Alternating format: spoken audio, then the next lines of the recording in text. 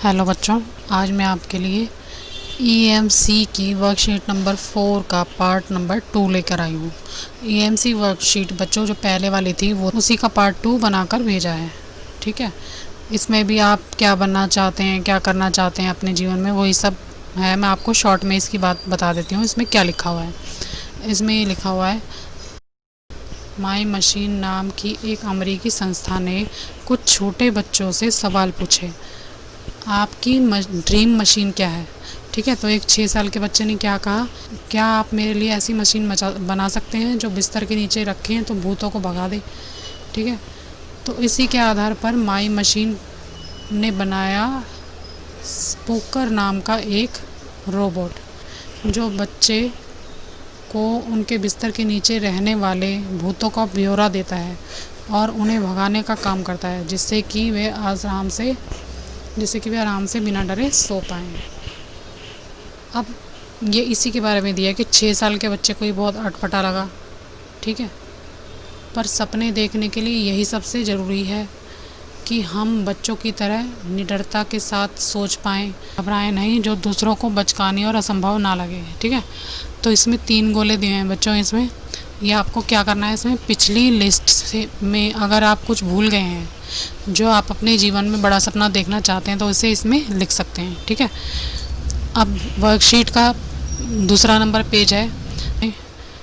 फ्लिपकार्ट की कहानी दी गई है कि 2 भाई सचिन बंसल और बिन्नी बंसल ने उनको कैसे छोटे आकार में शुरू करके उस कंपनी को बड़ी ऊंचाई तक पहुंचा दिया।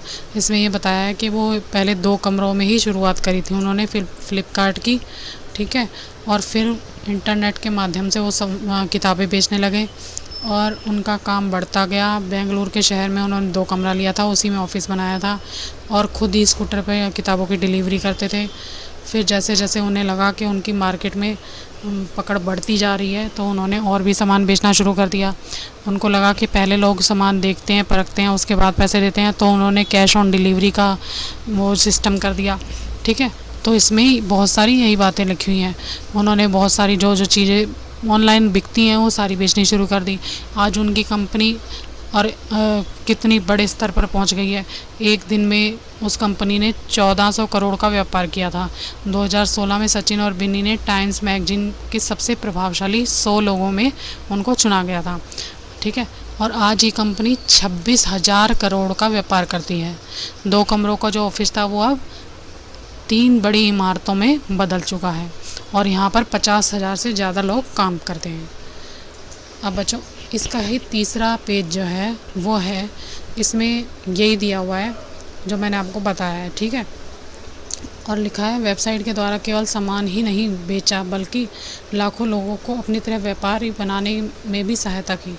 ठीक है, अब ये लिखा है, क्वेश्चन इसमें दिया हुआ है, सचिन बंसल और बिन्नी बंसल को अपने सपनों तक पहुंचने के लिए किन किन पड़ावों से गुजरना पड़ा।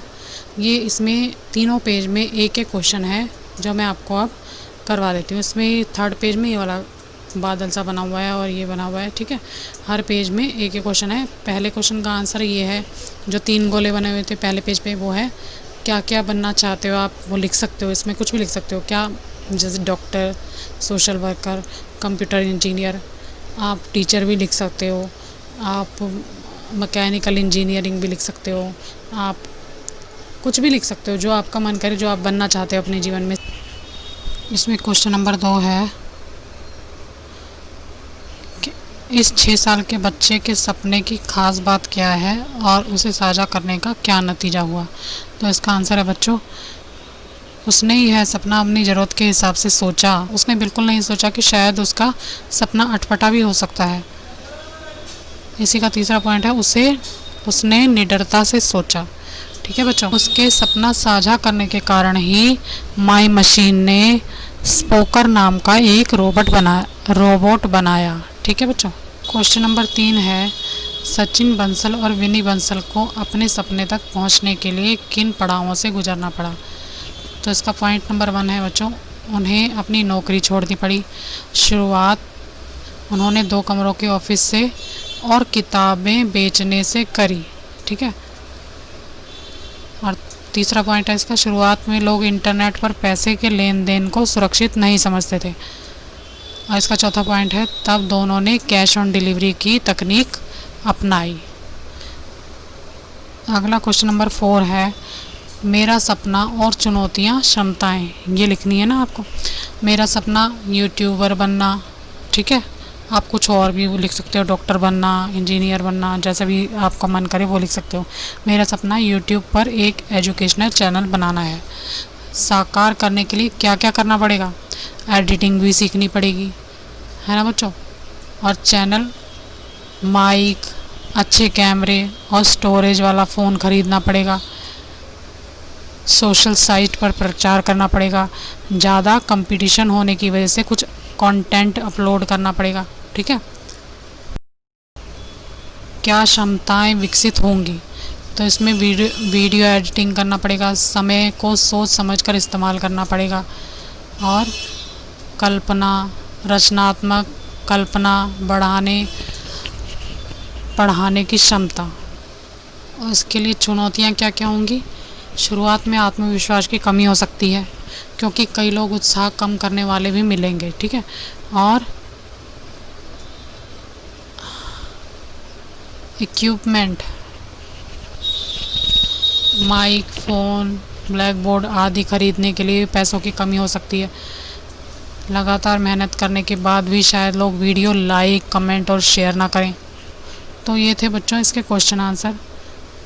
आपको जो भी अच्छा लगे आप उसके ऊपर अपने विचार लिख सकते हैं। आपको क्या अच्छा लगता है, आपके क्या सपने हैं, आप उनके बारे में लिख सकते हैं। आज की वीडियो में इतना ही। अगर मेरा वीडियो अच्छा लगा हो तो बच्चों मेरे चैनल को लाइक करना और सब्सक्राइब करना। Thank you very much.